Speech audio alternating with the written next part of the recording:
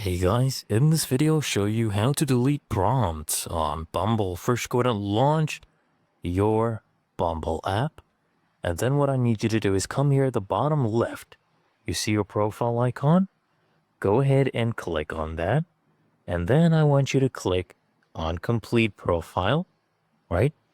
And then I want you to go ahead and scroll down until you find the prompt section. So here you see I had put in a prompt.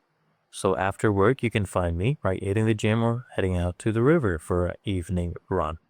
So if you want to delete this, just go ahead and click on that. And then I want you to tap on remove. Okay, so if I tap on remove right now, as you can see, the prompt has been deleted and I can now add new prompts. Okay. So we can go ahead and come back here. And if I click on this again, complete profile, I'll scroll down here and I'll show you that the settings were actually saved. So you just come back and you're done. Really that easy and simple.